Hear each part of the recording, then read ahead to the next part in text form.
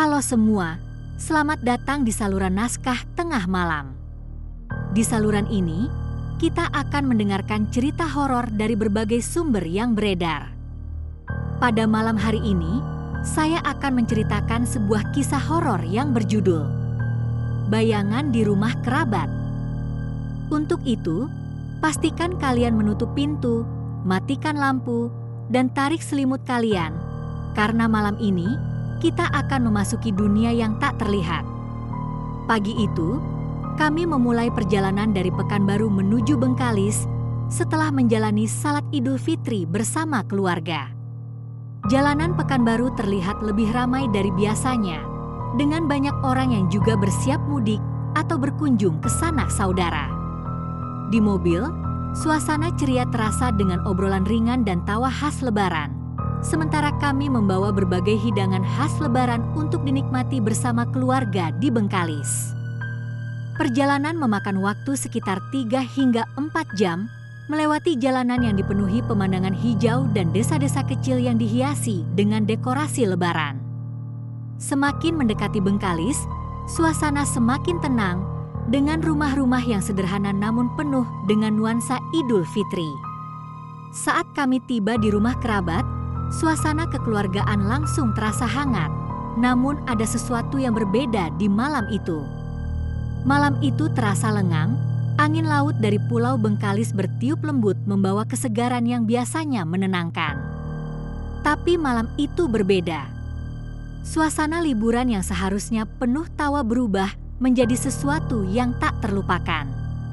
Aku dan beberapa teman masih duduk di ruang tengah, menikmati akhir dari hari yang panjang dengan cerita-cerita ringan.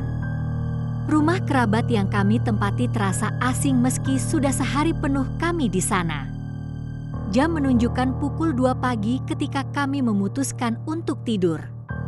Ruang tengah yang luas menjadi tempat tidur kami, alas yang sederhana, bantal seadanya, dan suara jangkrik yang menjadi pengiring malam. Hanya ada lampu kecil yang menyala di pojokan, menambah suasana yang semakin mencekam. Tidak ada yang aneh, atau setidaknya begitu kupikir, hingga malam semakin larut. Entah jam berapa, aku terbangun dengan perasaan tidak enak. Ada sesuatu yang membuat bulu kuduku berdiri. Kurasakan hawa dingin yang bukan berasal dari kipas angin. Ketika aku membuka mataku, ruang tengah tampak remang. Kegelapan menyelimuti seluruh ruangan kecuali sinar bulan yang samar-samar menerobos dari jendela kecil di sebelah ruang tengah. Aku menoleh ke arah dapur, tempat di mana pintu kayu tua itu berada. Pintu yang biasanya tertutup rapat itu kini sedikit terbuka, mengeluarkan derit samar yang menggema di keheningan malam. Aku mencoba mengabaikannya, berpikir itu hanya hembusan angin. Tapi saat aku hendak memejamkan mata lagi, sesuatu di ujung pandanganku membuatku tertegun. Ada bayangan gelap yang berdiri tepat di pintu, mengintip ke arahku. Jantungku seakan berhenti. Aku tidak berani bergerak, bahkan untuk menarik napas sekalipun. Bayangan itu tidak memiliki wajah yang jelas, hanya sosok hitam yang tampak lebih pekat daripada kegelapan di sekitarnya. Mata yang seakan menembusku membuat udara di sekitarku menjadi lebih dingin. Tiba-tiba, suara deritan lebih keras terdengar. Pintu ruang tengah menuju dapur itu perlahan terbuka lebih lebar, seolah ada seseorang yang mendorongnya dari balik bayangan. Aku bisa mendengar napas berat di balik punggungku, seakan ada sosok yang mengawasi dari dekat, namun aku tahu tidak ada siapa-siapa di belakangku. Semua teman-temanku masih terlelap, tak ada yang terbangun atau menyadari kehadiran sosok itu.